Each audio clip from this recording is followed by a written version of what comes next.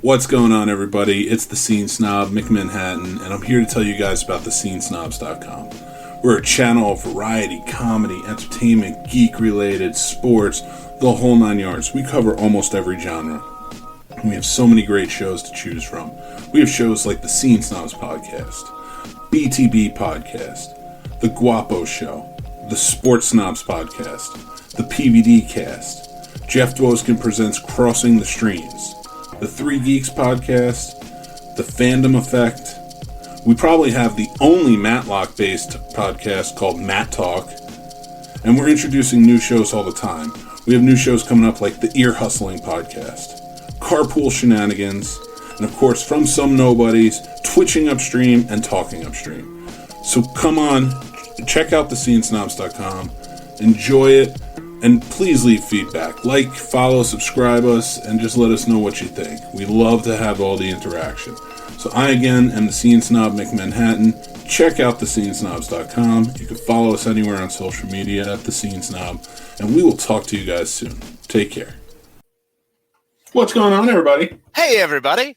Welcome to the Scene Snobs Podcast. I am your fantastic host, Mick Manhattan, the Scene Snob, and joined with me always is the Madman, Casey Plott. That's me. Buddy? Welcome, everybody. Pleasure. Like how I called myself a fantastic host, and I called you, as always, here. Yep. I mean, well, that pretty much covers it. That's what you have to do. You have to tear people down. Right, exactly, and then build them back up, right? I mean, when's the building up happen? It's like Sonny said, you just give them enough. Just enough so that they respect you, but they also fear you. Now, I didn't understand that everything had to be mafia-related. Who knew? Apparently, I'm behind the times. We have a very special person joining us right now, and that is our best friend in the world, Facebook user. Facebook user! I love it. Thank you for joining in. As always, Facebook user. Tell your friends. Get us more likes. And more Facebook users. And more Facebook. Yeah, I agree. Get all the Facebook users. I want Facebook user conversations going on, and all I know is that it's Facebook user talking. That's all we need. It really is, man. I just, it perfectly is. And I want to say this for anybody who's starting to watch out now. One of our main topics tonight that we're asking all of you as well, because we just want to hear what you have to say.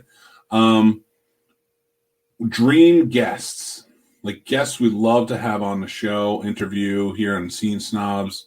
So my big thing is I want to hear what you guys think. Not for you, but who you would love to see on the Scene Snobs. Who would you like to see Mick and the Madman go toe-to-toe with? So, whoa, are we fighting them now? No, it could be just dancing toe-to-toe. Oh, okay. Actually, I'm hip with that. Yeah. Who do you want to see us dance with? I don't. Chris Pine. That's Rachel McAdams. Always Rachel McAdams. Okay. We both went a different way with that one. Yeah. Well, I mean, why? You said dancing, right? She's probably a fantastic dancer. She seems very light on her feet. I'm still sticking with Chris Pine, though. Of course you are. Cool with it. It's Captain Kirk, man. Got to do it. So, Bill Shatner. Actually, that reminds me. What did you do for Valentine's Day, sir? Well, actually, I had a fantastic Valentine's Day. Hi, Tim from Funny Science Fiction. I got to hang out with my daughter, so I got to hang out with my Valentine. It was glorious. That's awesome. Yeah, man. It was my favorite. It was the best day. We went and got some Dunkin' Donuts. We made each other big Valentine's Day cards. It was glorious. Get much better than that. And then, we got to hang out and play some Minecraft because she's into that now, so we're playing video games. It was fantastic. Yeah, both the boys are watching it now. And I don't know anything about it. What's that? Minecraft? Oh, yeah. No, it's very simple. It just builds stuff. That's all we do anyway. She's trying to explain to me the other parts of the game, and I'm like, yeah, no, that sounds dumb. I don't tell her that. But Tommy Wiseau, that was our first dream guest that was thrown up there. Ooh, interesting. That would be interesting. So how'd your Valentine's Day go, buddy? What's the married life Valentine's Day like? Pretty good. I mean, we exchanged our gifts. We had a good time. We had we kind of celebrated on Saturday night because the kids stayed at their grandparents' house, and we just kind of hung out. We were watching Suits, just binge watching and hanging out and just eating good food. And then Sunday she went to her sister's house because her sister's moving to California, so she's spending some time with her. And then she came home and we watched This Means War with Chris Pine and Tom Hardy. Oh gosh, what a great cast! I'm surprised. I wish that movie had been better. It was a good movie. It just wasn't great. You know what I mean? I agree. So it was good. It's solid. It's solid for what it is, but it's not one that you're like, I absolutely have to watch this movie. I never get that reaction. You mentioned that you're like, hey, yeah, just watching This Means War, and I'm like, that's cool. It's a good flick. Yeah, that's about it. And it was added in deleted scenes, which I had never seen before, and I didn't know that they were adding deleted scenes in. So I was just kind of like, all right. As much screen time as you can get with Tom Hardy and Chris Pine. I mean, they're two big, huge, sexy actors. Of course, you want all the screen time with those guys. Whoa, easy, buddy. Pump the brakes. Huge. Well, it was funny because as we were talking about it, I was like, this scene wasn't in the theatrical version, and she's just like, well, I don't know, it's been so long since I've seen it. I was like, I've seen it 4 times, I know it's not in there. Of course you've seen it 4 times. Of course. Who am I to talk? I mean, I'm the guy who a week previous I'm watching The Notebook, Casablanca. I mean, I went heavy. Oh no, my Saturday I binged. I watched 4 movies. I had a movie marathon. Nice. And I was very happy with it. Were there any Shailene Woodley movies in there, like The Fault in Our Stars? No. That's another topic for tonight I want to hear everybody's opinion on, and that's actors you can't stand. Allison Pill. We'll get to that later. Mine is, of course, Shailene Woodley, and we'll get to that later. But that's my Saturday was filled with Michael Paré and Michael Beck and more Michael Paré. Went Michael heavy. All right. I did. I watched The Warriors. Nice. Followed it up with another Walter Hill classic of Streets of Fire. Oh, well, that's awesome. Soundtrack. Yeah, I know you do. You always talk about it. And every movie had great soundtrack to it that day. Because then I watched Eddie and the Cruisers. I was about to say Eddie and the Cruisers, man. That's your go-to jam. And then Eddie and the Cruisers too. Oh heavens! Had to do it. Was there any Michael Rooker in any of those? No Michael Rooker. Unless he was an extra I didn't know about, but I didn't see him. Always possible. This is so weird. It's weird because we haven't had this is the first time not having a guest in a long time. Yeah. It's a little odd, but it's quite wonderful. It's nice because it's just refreshing once in a while to have, us. I just get to stare into your beautiful face and magnificent beard and always imagine I had one. It's a big part of what I do on these. I don't blame you for not having one. It's a lot of upkeep. A lot of hairs in the mouth. Yeah, mine just won't grow. So, I mean, it's not like a choice. Gotta get you that Fu Manchu going, man. Really? I don't think so. Facebook user says Warriors come out and play. I mean, that's one of the greatest bottle clanging scenes ever. Oh yeah, and of course, I had to compare the two because again, they're both Walter Hill movies. They're both very similar in tone, pacing, look. As Streets of Fire and the Warriors. Warriors being the one that came out first, but Streets of Fire in '84 came out. And it was very similar in the way that, like, this old war hero comes back to his hometown. He gets hired to save his ex-girlfriend. He and a group of people go to the place where it is with Willem Dafoe being the bad guy, who's amazing in it. And then they have to make their way home basically on foot. So it's basically the Warriors. Yeah. And I got to say, I mean, if it worked the first time, why change it? I 100% agree. I do. No need.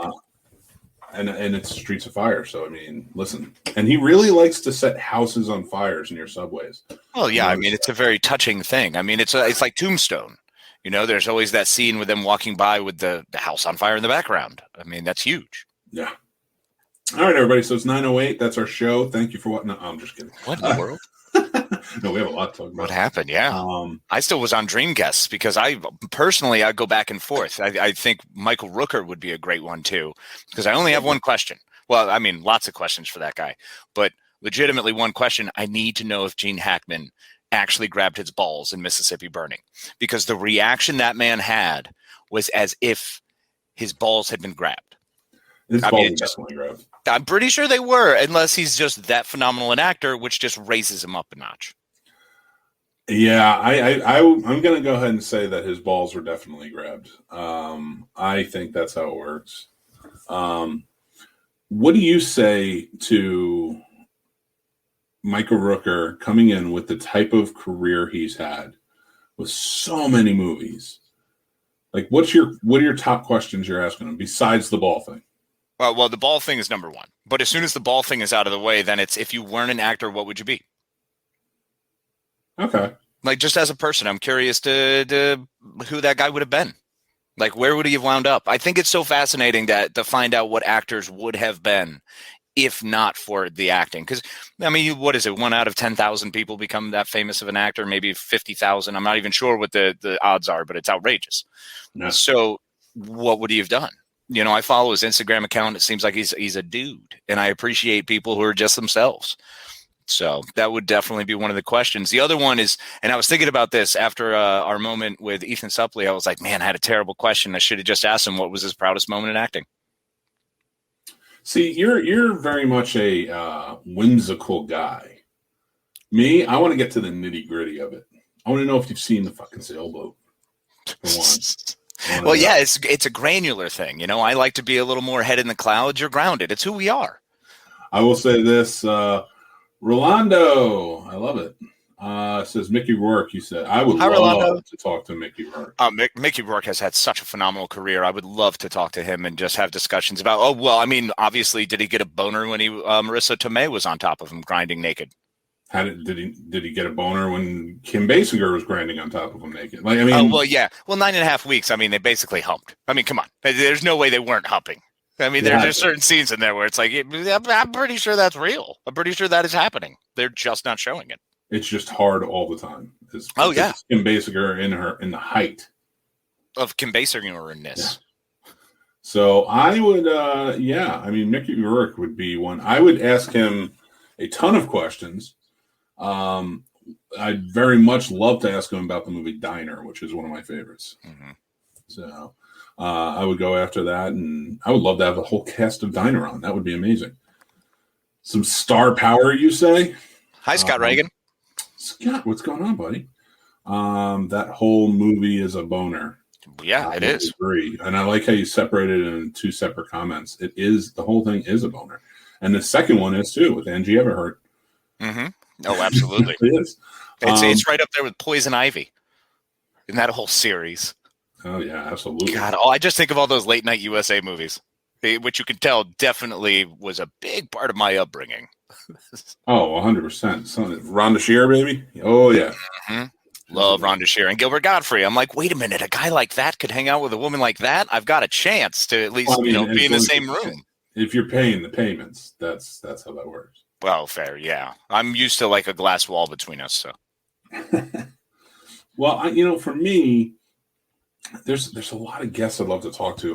The guys over on 3 Geeks podcast aired yesterday, and you guys can go check it out over at the Scene. Oh man, I watched that with Leon Robinson, dude. Oh my god, phenomenal. I would love to have Leon on. I am such a huge fan of Leon, and when he told me, Jason told me they were having him on the show, I was like, I want to talk to him every day, all day. I want to talk about The Temptations. The Temptations alone is a movie that I could have conversation with for hours, just to discover like what it was like to play David Ruffin, what kind of research did he do going into that role. That was that movie came out right at the height of my introduction and love of Motown, when I was really in the throes of I'm listening to only Motown.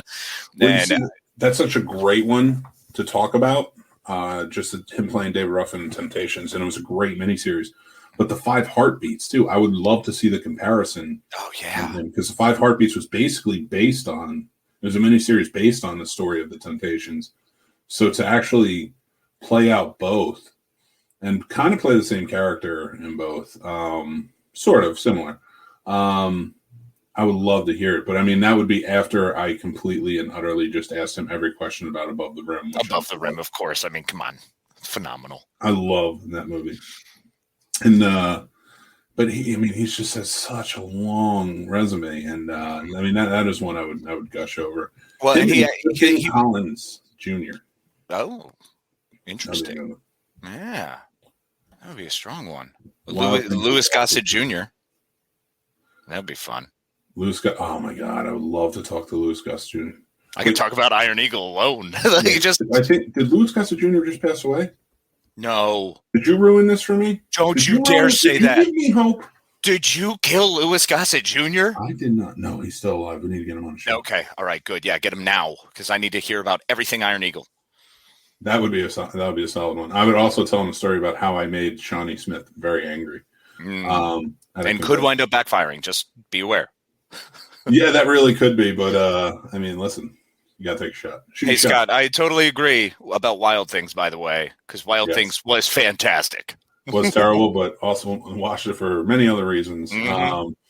Above the Rim versus the air up there. Go. The air up there was terrible. Yeah, but I loved it. Watching it as a kid, it was great. Watching it when I got older, I was like, why did I watch this? So why did I love this movie? Yeah. Kevin Bacon teaching like 7-foot Africans how to play basketball. That's not problematic. Above the Rim, straight up amazing. Tupac is the best. Funny Science Fiction Podcast. Mark Hamill. So many Star Wars Joker and Trickster questions. Yes. 100% agree. Yeah, Mark Hamill, though, this is my problem. I wouldn't interview him. I would just stare at him the whole time. And I would just be in awe. I'd ask him questions he wouldn't want me to ask him. So it would just be kind of like, So or like every question, every question I have about him would just be about people who are dead. So that's the other thing that would suck is my entire line of questioning would just be about dead people. And I don't think that's cool anymore. Who's an Oscar winner you'd love to interview? Dang. I'm actually a bit stumped. Did Woody Harrelson win an Oscar? Yeah, I was going to say one of those. Matthew McConaughey, of course. I mean, who wouldn't like to interview that guy, just be able to talk to him for a little bit, find out what he's like. I bet you he's real nice. He's got a big heart. Bet you he's just a good dude. Oh, Woody Harrelson was only nominated for 3 Oscars. I bet you if we got them both on the show, that would be a really good show. Oh, that show would be phenomenal. We'd have a really good time. God, that would be great. Really fun. And we should just try and talk to them doing impersonations of them. Yes. The whole time. That's all we do. But mine is just an impersonation of Woody from Cheers. I love the worst. Come on the show, Woody Harrelson, please. White Man Can't Jump is a great movie, too. I mean, I would love to talk to him about Cheers. That would be great. Yeah, here's the thing with Morgan Freeman. Anthony Dufresne was my friend. Of course, I would love to interview. I'd love to interview anybody, so I'm always up for interviewing Denzel anybody. Washington would be great. Yeah, I'd actually like to interview Denzel about his charity work because he does so much for so many. I'd be really interested in a lot of that. I mean, all of these guys, Morgan Freeman, everybody, Mark Hamill, of course. I would love to have him on the show, but I want the people that would really excite you. Like, you're sitting here and you're having a good time. Like, because I feel like if I'm talking to Denzel Washington, I want to have a good time, but I'm probably going to be very stuffy because I just want to do it right. Yeah, no, that's true. I wouldn't be comfortable around it because I would be so damn nervous. Same with Mark Hamill, though, 100%. I would be too nervous to interview the guy properly. I wouldn't be enjoying it. I would be by the book. I would be, having a line of questions, break down each question, follow up properly. I would be too focused on doing it right. Saying agreed. Whereas like Ryan Reynolds, I wouldn't give a shit what I said to that guy. I'd have a ball. It would be a lot of fun, I bet. Emma Stone. Oh, Emma Stone would be fantastic. She seems like she would be glorious. Ryan Gosling could be fun. Yeah, maybe. But I'd prefer Emma Stone. Like, yeah. I mean, he's too pretty. He can't be on my show. Sorry. What are you talking about? No. I take it away. Ryan, I really like your acting. I want to see your Wolfman movie.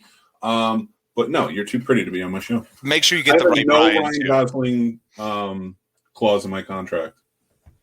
Okay, that's great. I didn't realize you had a contract. What the hell? Where's my contract? What is this? I wrote the contracts, and it's going to be in every contract from now on. No Ryan Goslings on the Scene Snobs. We can have Ryan Reynolds. Unless he hosts. If he hosts the show, I'm cool with it. Because he's pretty. He's really pretty, and I want people to watch the Scene Snobs. So if he hosts, they're watching it. Well, luckily, I never have to worry about looks. I'm absolutely horrendous, so it doesn't really matter. It's so much easier when you walk through life as a one. It's great. It's just smooth, man.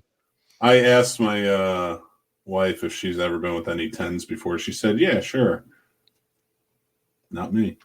Just left it at that. Just like I just see Mary walking away, like, "Oh yeah, babe." Uh-huh. Tons of them. But I've settled on a 1. Oh my God! Would you interview Mark Hamill wearing a bathrobe with a good on only a hard on? With Hard a on? I good mean, I on would only? definitely look. I would do it with a bathrobe on. In Yeah, fact, only a bathrobe. I That's have a kind of new my show. I have a new show coming out, which is a horror podcast where we all wear onesies. So I would definitely talk to.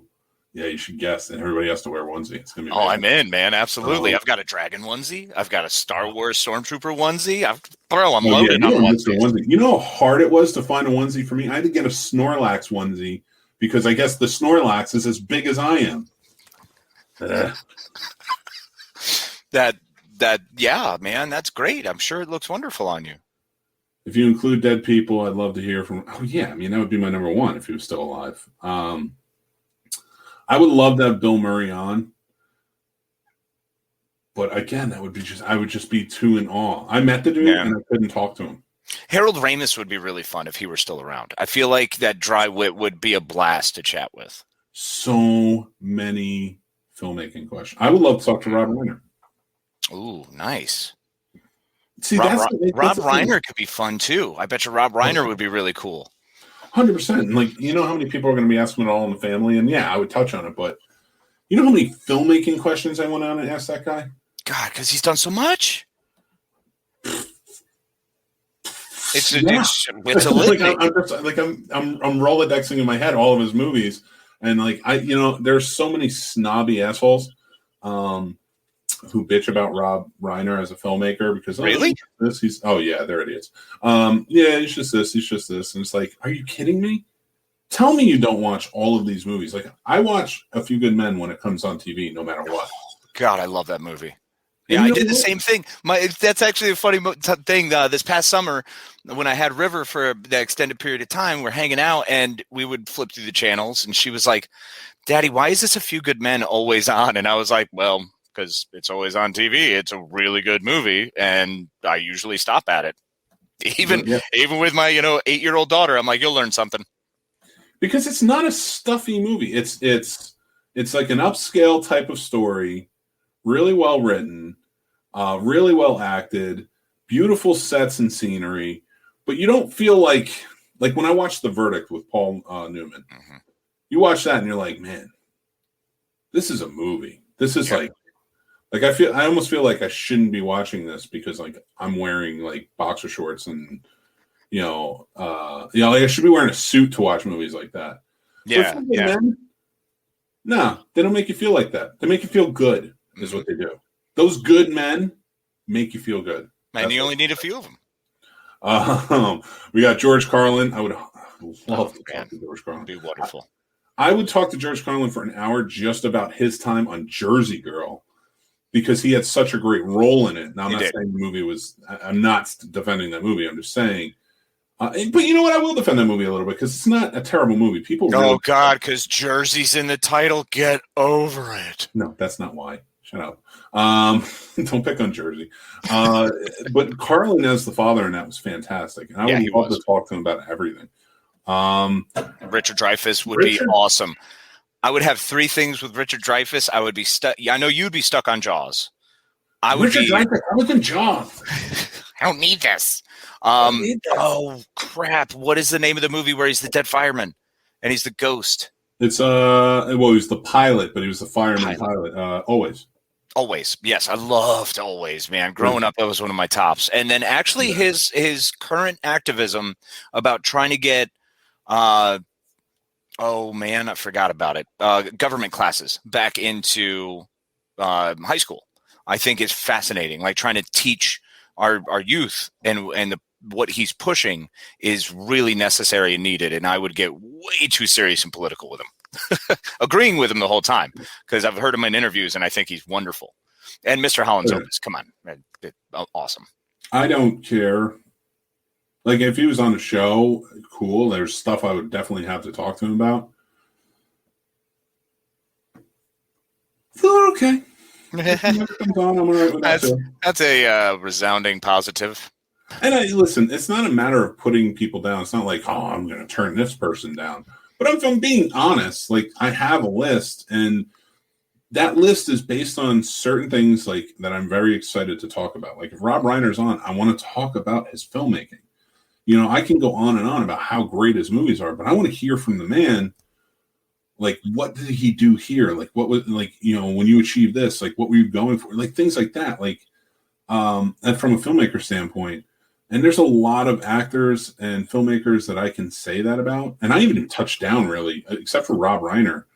I haven't touched down on even filmmakers. No, because I mean, there's such a can of worms. I mean, that's why I think we're leaving it kind of in the actors realm. And actually, Scott brought up a great one who would be 100% one of my favorites, Michael Keaton. Mm-hmm. God, would I love to interview both Ted Danson and Michael Keaton. I would love to have on. See, but then, like, they excite me. Like, no offense to Richard Dreyfuss. Yes, we could talk about Jaws. We could do this. We could do that. But, like, Ted Danson is probably one of the most accomplished TV actors of all time. He has had 6 hit TV shows now, which is kind of unheard of for any actor. Do we count Becker in that? What? You count Becker in that? Yeah, Becker was a hit show for 7 years. It was on for 7 years? 7 years, dude. Good night. So, right. I mean, that's a big time, man. Like, you got Ted Danson has and he's, you know, CSI became like a big hit after he joined. Yeah, like, a good place was huge. Yeah. It was a hit, but it took a dip. And then it came back on. So, and it came back up with him. So, like, I mean, if you're really going by, so you have, Becker was from 98 to 2004, dude. Holy cow. That right there is that's an accomplishment alone. And then then you have, of course, Cheers. Cheers is his number one. That was his biggest one. Yeah. And we're not even talking about his movies. So you have Cheers, you have Becker. That's 2. He was on Damages. Damages was a hit show he was on. Yeah. That's 3. Bored to Death was a hit show. 4. I forgot about Bored to Death. I loved Bored to Death. Jason Schwartzman and Jack Black, right? Yep. CSI he was on for 4 years. I mean, that's not a slight. Like, if he was on for a season, I'd be like, you can't count it. But 4 years, and that was towards the end of the show. Yeah. Like, that keeps you going. So I'm counting that as another hit. That's 5. That's right. He was on Fargo the first season. Oh, yeah. That counts. Yeah. He was... I love that this bit has turned into the Ted Danson tally. I will always talk about Ted Danson. The Good Place. The Good Place is phenomenal. Because he was on Curb Your Enthusiasm quite a bit. Mm-hmm. And now he's got his new show, Mr. Mayor. So if that becomes a hit, like, that's a lot of hits for a TV actor to have. No, absolutely. But between the two, if we're just looking at Ted Danson, Michael Keaton, I'm Michael Keaton all the way, because he is every single role he has done.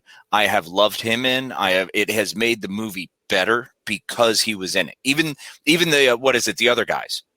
That is absolutely in no way a Michael Keaton movie. He steals that fucking movie and adds so much. His Bed Bath & Beyond shtick. Are you kidding me? It's phenomenal. Creep. Oh, come on. So hey, good. Guys, listen. Don't go chasing waterfalls, all right? It's funny that and I'm going to ask you this real quick. Yes, Carlin did teach us the rules to hitching. You got to give a blowjob. That's how it works. Follow the book. I picked this up on Valentine's Day at a CVS, and I've always wanted one, but I've never I never went and grabbed it. Not this particular one, but I've always wanted my a model of my favorite Batmobile, because we're talking Keaton. Yes. That's my favorite. I mean, the cartoon, the animated series is awesome. Don't get me wrong. The 66 is awesome. The 66 was just a rad car anyway. That was didn't have to be the Batmobile, but Tim Burton's Batmobile crushed it. And it was the best use of guns versus the Tumbler, the Christian Bale one. Yeah, he just blew up the factory. They could save themselves. Right. He was functionally able to do shit. Batfleck, you fucking ass. He let them run out if they wanted to. If they didn't make it, it's just like you were in the wrong place at the wrong time. Right. It was skirting the lines of Batmandom. Even just to talk about Batman versus Birdman as it applies to his life. I don't know that. Well, first off, that's not true. I would love to talk to Birdman because it's truly a brilliant film. Oh, yeah. And anybody who doesn't understand cinematography. I put that in. That's the snob in us. That's the scene snobs. So that's the snob in us. I will say this, though. I don't know that I'd get to it because after talking about Batman, there's so. I mean, Gung Ho. I can Gung Ho, dude. Gung Ho would be a whole day. Spotlight. I haven't even left the 80s yet. The 80s is what I'm talking about. Well, yeah, if you just get into the 80s, there's so many. Oh, what's the one where they all escape from the freaking mental ward? Oh my god, that's such a good one. What is it called? That one. It's going to drive me crazy. Don't worry, I'll research. I'm doing it now. It'll look totally natural. As if Christopher Lloyd. Christopher Lloyd's in it. There's so many. What is it called? It's going to drive me nuts. Oh, Johnny Dangerously. How do we not talk about Johnny Dangerously? Jesus, Johnny Dangerously. He's fantastic. Clean and Sober was an amazing movie. Beetlejuice. We didn't even say Beetlejuice. We hadn't even gotten to Beetlejuice yet. Oh, and how many more Tim Burton projects then has he done? I'd love to talk about him and his love of Tim Burton because he was like the 80s and 90s version of what Johnny Depp would become as the Tim Burton-esque actor. The Founder was great. So many movies. Clean and Sober. The Dream Team was the one where they... The Dream Team, yeah. One Good Cop. Pacific Heights. God, there's movies that I'm forgetting that are just so brilliant that I would love to talk to them about. The Paper, one of my favorite movies of all time. Yep. That goes higher than Batman for me because I just love that movie. Yeah, I always felt like I was weird because Gung Ho is honestly one of my top threes for him. I loved Gung Ho so much. I would love to get his take on working with Tarantino, especially that young. Yeah. And Jackie Brown. Because he did a great job as the agent in that. That was another one, Jackie Brown. Yeah, see, Michael Keaton's my top out of all of them that we've discussed now. Now that I really put it in like someone who I would be able to truly engage in conversation and have a dickload of things that I would be learning the whole process. Because I love the audience. His interview would be for me. That's 100%. Oh, every interview I do is for me. And again, it's not an audience. I appreciate you. I want to do a good interview that you'll appreciate and enjoy. But it's for me. Well, we were asked the other day who would be our favorites, and I brought up Hugh Jackman because I still would love to discuss with Hugh Jackman going from being a stage actor in the way he was and a musicals actor and just phenomenal in that, and also being this iconic comic book character who has carried the mantle as, I believe, the only comic book character to not be recast. He was able to play his entire run as Wolverine. That's a fascinating accomplishment. And I want to talk to him about it. The X-Men rock. I hope they bring him back. I hope it's all a secret and they bring him back in Marvel. Him and Deadpool. That's all I want. I want a him and Deadpool movie. I want them on screen. Since we're moving on, let's get to... Have you watched WandaVision this week? Oh, Lord. Okay. So I'm going to put this up real quick before we start. I want to put up a spoiler alert just to make sure... everybody is aware. So if you haven't watched it, tough. Just keep watching this show and just deal with it. So pop that up there so everybody kind of knows where we're at. Spoilers. Spoiler alerts. I need to get something. That comes out and it's like, spoiler alerts. Just huge and annoying. It's got to be big and loud. Get ready. Spoilers ahead. I love it. So for me with WandaVision, there's something I would absolutely love to talk about, and that is the costumes. Oh, man. Are the costumes freaking amazing. Okay, so I finally caught up on it. I always like to wait and kind of, which is terrible for the gig I do with you. But waiting, I'm not much of a week-to-week guy anymore. I don't like things serialized. I need to be able to punish them when I have the time and just eat it all. Feast or famine, man. So WandaVision started slow, or at least I thought it was going to start slow. Watching it, phenomenal. The pacing was beautiful. The show and story is so much fun, but I knew where they're going with it, so I want them to hurry up. So for me, I'm impatient. I'm not going to wait. And when they get to the costumes where they're actually doing all the throwbacks in this latest episode, we've got the Quicksilver throwback. We've got the Scarlet Witch. We've got OG Vision. Just fantastically done. And the fact that the latest episode was done like a Malcolm in the Middle. Yes. Was so awesome. It was so great. Vision, Paul Bettany, who would also be fantastic. My fear is he's a professional and I am not. So he would really outclass us on this show. But he's a guy who would get down and dirty and have fun. I would hope so, because I would like to talk Wimbledon with him. Yeah, I said it. I love that movie. God, is it just that you don't like things, or What do you mean? I like things. I love Wimbledon. What's wrong with what? I'm so confused by that. yeah, because it's bad. But it's not bad. It's got Kirsten Dunst, and she's fantastic. Did I ever tell you a story? All right, real quick. I got to go off on a tangent. Paul Bettany. Tangent alert. Tangent alert. Paul Bettany is an amazing actor. Mm-hmm. Years ago, I worked with Malcolm McDowell, as a personal assistant at the Florida Film Festival for a few days while he was there. So basically, just kind of ran point, got his stuff ready, things like that. I'll go check the scores for him for soccer or football, as they call it. Gracious, wonderful, gentle, loving, amazing man. Every day I'm so happy I got to just even be in his presence. He was just absolutely terrific human being. Gangster #1 had come out a couple of years before, so Paul Bettany was still pretty young. Yeah, it was pretty early. But Paul Bettany was known, and Paul Bettany is amazing, and he came out of the gate like great. So for me, when I would watch it, but it was Malcolm McDowell's performance in that movie that was just truly amazing. Well, I had this guy in college at the time, who was like, I need to ask him what working with Paul Bettany was like, and I just went off on him, and I'm like, you don't ask Malcolm McDowell what working with Paul Bettany is like. You ask Paul Bettany what working with Malcolm McDowell is like. I was such a super snob, and it was messed up, but I still kind of mean it. Like, no, and I get that. I mean, everyone has a different. Well, look, one of my favorite movies that I first saw him in, aside from A Knight's Tale, which there's a lot of stories to unpack there with Paul Bettany, but The Reckoning that he did with Willem Dafoe. They are both fantastic, and they crush that screen together. Right? Every time they're on there, they're just fantastic. But you're right. If I'm talking to Paul Bettany, I'm asking him what it's like to work with Willem fucking Dafoe. Oh, yeah. And listen, there are plenty of people you ask, like, what's it like working with Paul Bettany? Oh, yeah. Kirsten Dunst is one of them. No, I mean, like, yeah. I don't know about all that, but I will say that, like, when it comes down to it, like, you want to talk to people who, like, work with Paul Bettany and ask them, like, hey, what's this like?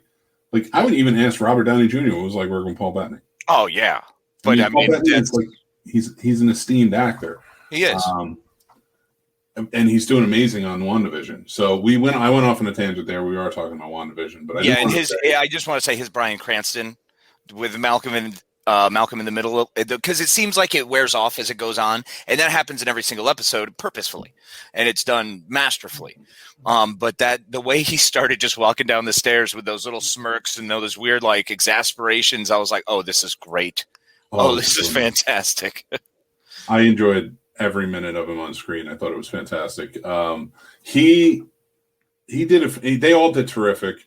I love where they're going with it. I'm very interested to see how it all kind of pulls together. I love that they introduced Quicksilver from the X-Men universe, and they stuck with him. And to see where it goes, and I love that they did the Quicksilver outfit. That was so cool. And I was such a big fan of House of M. I don't know if you ever read the House of M series. God, it's so great. So when you start to see Wanda's power, it's like, yeah, guys, she bends reality. I mean, she humped the dude who had the Mind Stone, and she was, fucked with the Reality Stone. She's pretty immensely powerful. So she is, if you think about it, she is the Reality Stone. She's kind of all that's left of the Reality Stone. I mean, they took part of that, and after experimenting on her, I mean, she is part of that, like you said, And so and it's also wild to think she doesn't have telekinesis. She's warping reality to create a new reality in which those things are happening. Well, keep in mind, that was in the comics. That did happen when Vision died back, I think it was 70s or 80s. I can't remember when it was. Was it that long ago? Yeah, he died. She bent reality and created a whole new reality where she's married. With Mephisto helped her. Oh, see, I thought that was like 90s. But yeah, maybe I'm off there. She had kids with them. That's how they brought Vision back.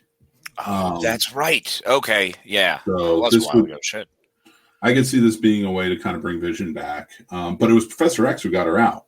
Mm-hmm. So And this is a great way, and this is, considering House of M kind of flipped the mutant thing on its head, it's such a fantastic way to just insert this now, and we'll have that in there.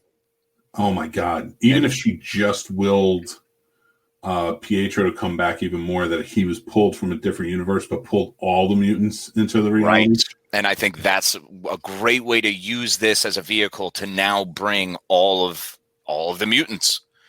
I would 100% accept that as reality, and it would be amazing. So I really liked what they did. I like that they turned the spoilers again. They turned all of the agents into a circus. That was fantastic. What a great little bit. And Kat Denning's fantastic. Love seeing her. I'm anxious to see what she plays in the next episode. I haven't watched anything for it. And I love the Maria Rambeau. She's awesome as crap, bringing that whole connection from the old Carol Danvers days. I mean, they've just and Randall Park. I need to give a big shout out to that guy. He is one of my absolute favorite comedians. That man, deadpan delivery is just brilliant.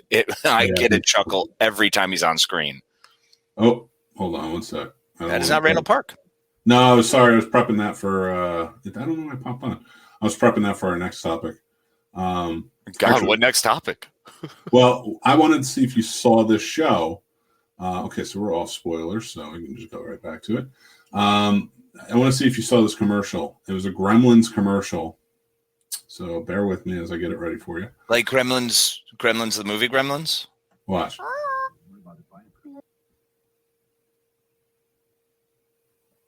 Why did it stop? Stupid. Because it hates you. Want to try some of my Mountain Dew Zero Sugar? What time is it? Tasty. Just as good as the original, but be careful. Sugar. Be careful. Well, Mountain Dew is meant for the sugar. What?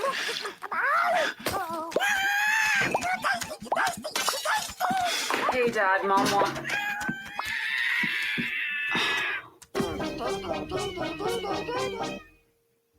Tell me that isn't going to be your life one day. Oh, absolutely. You're kidding me? If I could get a Gremlin, 100%.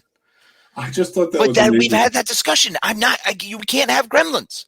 We cannot have Mogwais because I am definitely going to do everything wrong, and not like it's going to take weeks. We're talking hours, possibly minutes. You can't give me rules to having something. That's why I don't have a pet. And even when I did, I had my dog who passed away. Oh, I love you, Ray. Team Ramrod. It was guidelines. It was just like, I'm going to help. It's even like children. Like, I don't know that I follow rules to raising my children. It's more about the guidelines. Let's make sure they survive. Yeah, I mean, keep them alive. Make sure they don't turn out to be assholes. Yep. I mean, keep them fed and watered and make sure they get sleep sometimes. How do you feel about like a movie like Gremlins going on and doing a commercial like 30 years after that? I mean, I'm fine with it. It's cool. I'd rather have a commercial like that than a remake. That was my fear. When you said commercial, I was like, oh my God, please don't. I don't know if you're going to get a remake. They are going to be doing a Mogwai TV show. I see. Why? Why? It's like the history of the Mogwais or whatever. It's on Netflix. It's going to be an animated show. Okay. I don't know. I have no interest. Yeah, I'm good. Thanks. I still don't even understand why they're doing another Top Gun, quite frankly. It's not needed. What are you cashing in on at this point? Yeah, it's really stupid. Just give us another Jack Reacher. Oh.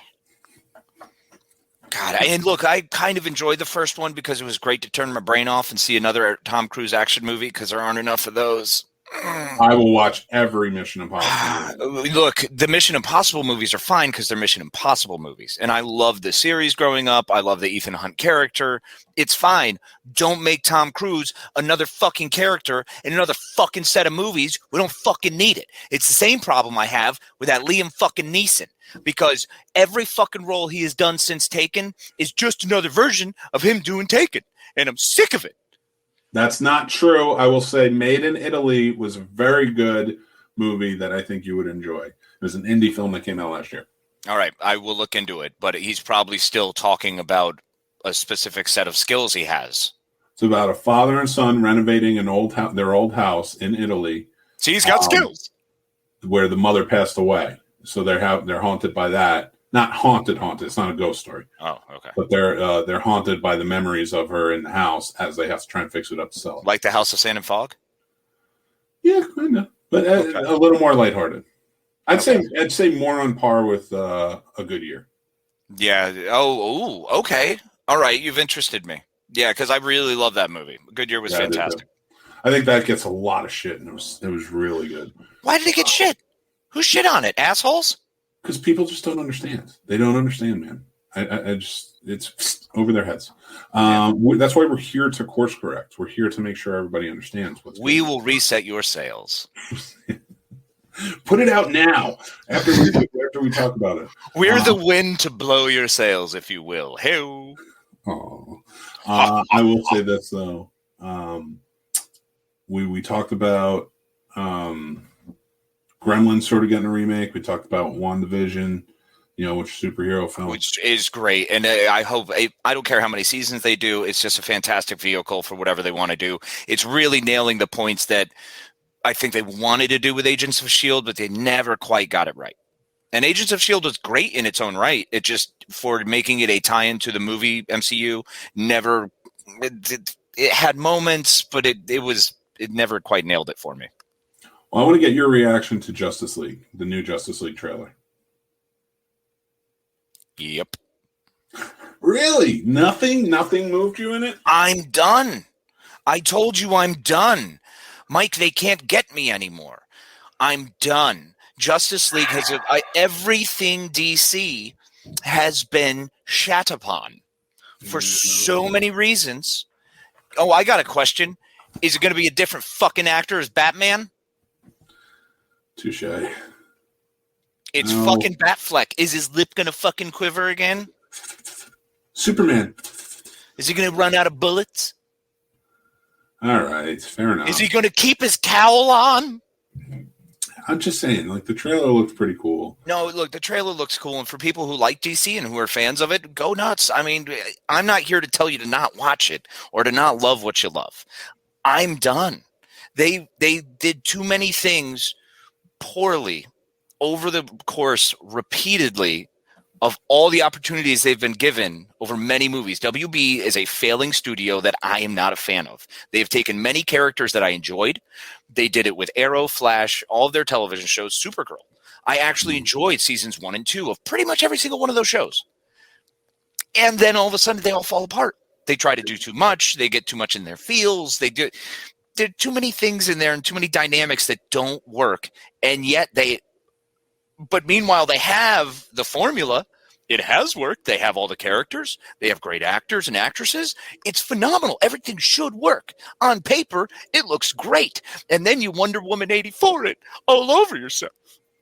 I can't. Fair. All right. I'm not going to argue. I already got my ass handed to me on this topic once on the Three Geeks podcast this past Friday. Or Sunday. I don't know what I'm talking about. Which day is it again? Where are we? I don't even know what day it is. It's Tuesday, right? Tuesday. So I'm not even going to bring it up anymore. I'm just going to watch it, and I'm going to cry if it's terrible. Well, look, I'll watch it. You know I will. You know I will. I can't not because I have to. I'm interested. The problem is I'm more upset that I know I have to watch it, and then I'm going to have to come back, and if it's good, I'm going to have to eat most of these words. The chances of that being good, though, pretty low. You have to do the scene in the Mr. T cartoon when he was like, if I'm wrong, I'll eat my words. And then they had a sandwich made with his words on it. Yeah, eat that sandwich. I will do that. I will legitimately make a sandwich of my words if I am wrong. Sweet. Like I don't see it happening. All right. Well, let's move on to the final topic tonight because we're kind of running out of time. Although it's my network, I can do whatever I want, but I'm not going to. I'm going to stand by my times because we have a great show coming up after this. We do. I'm excited for it. So here's my thing. We were talking about actors that we can't separate from certain roles, and I want to talk about that too. But I also want to talk about actors that we just can't stand. And Shailene Woodley keeps coming up because of the whole Aaron Rodgers thing. No, I don't care who he dates. Whatever. Do. Oh no, you. I wish her and him all the best. Like absolutely, that is I not wish a knock. them neither the best nor the worst. I don't care. You are both chuds in society. Who can throw a football and not act well? Well, that's not my problem. Maybe balance each other out well. Talent versus no talent. Maybe in real life it's like better if they're together because it's, if you put a half and a half, they make a person. I'm sorry. I mean, he was dating one of my favorite women in the world. And I'm not basing this off looks. So I want anybody watching who's like, oh, he's the misogynist, because I know there's people out there saying, dude, Attack of the Show. She's one of the funniest people who's out there. She's a video game person and she's a phenomenal individual.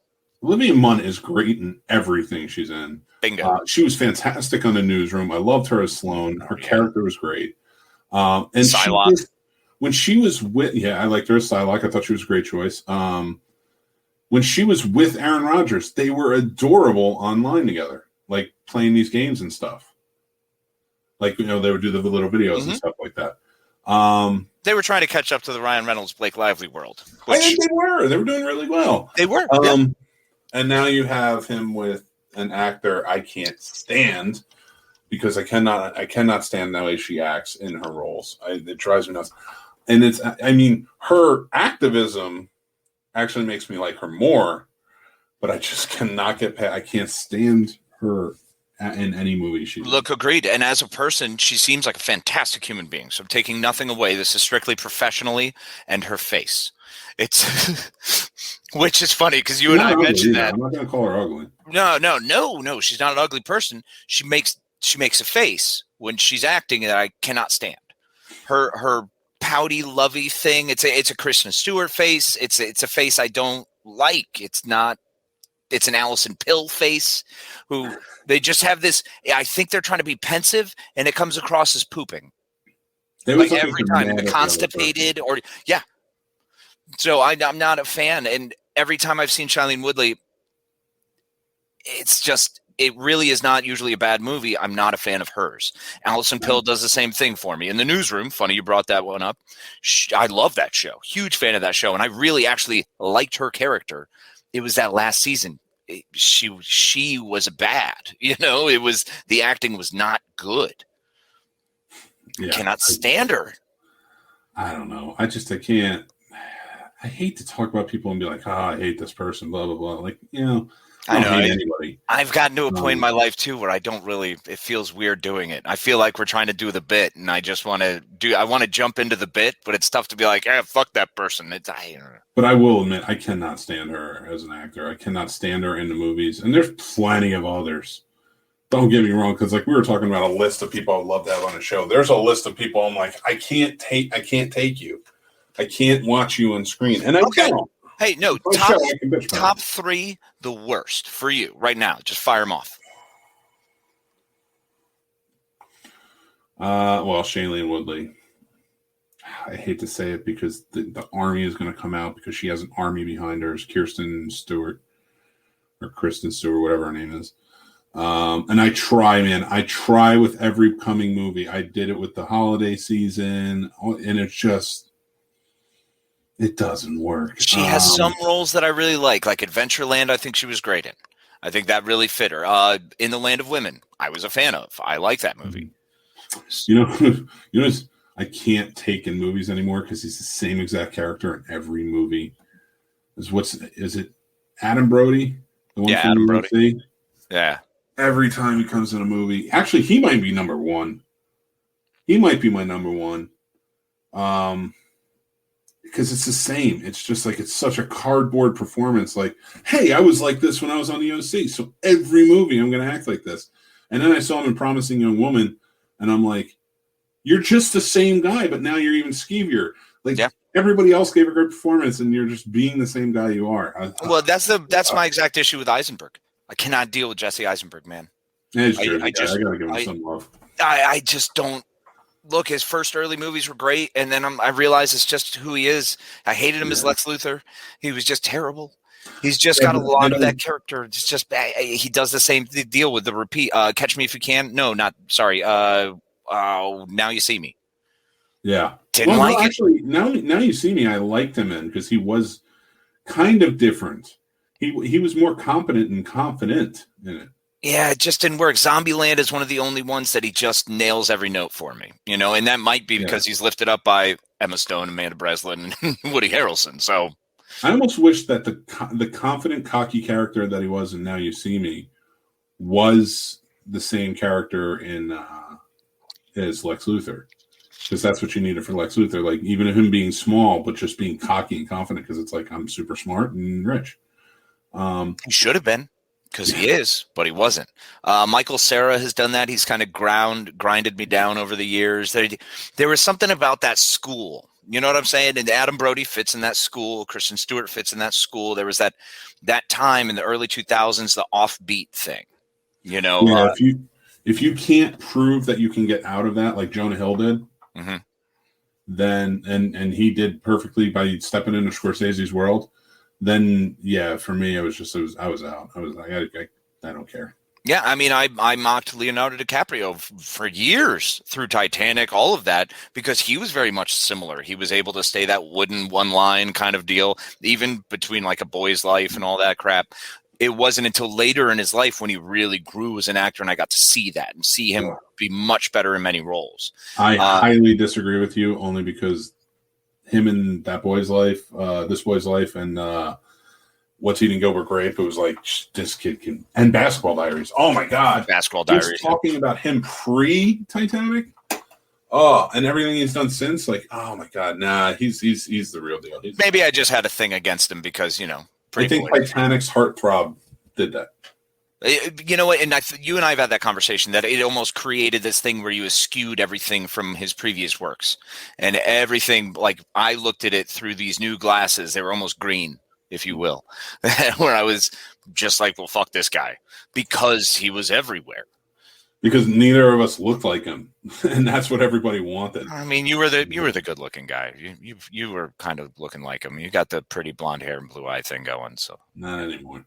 All right, we are rounding down the time. I am going to say this: I had a great time. You know what? I have had better times. All right, well, eat it. I have also had worse times. I want to say thank you all for watching. Thank you for listening going forward. Make sure that you're hitting subscribe on the YouTube channel. Make sure you're hitting follow, like, rate, and review us wherever you listen to your podcasts. And just help us out. Leave us feedback, talk to us, interact with us. You can reach out to us on social media at The Scene Snob, all our pages everywhere. We always respond. We got new stuff coming up.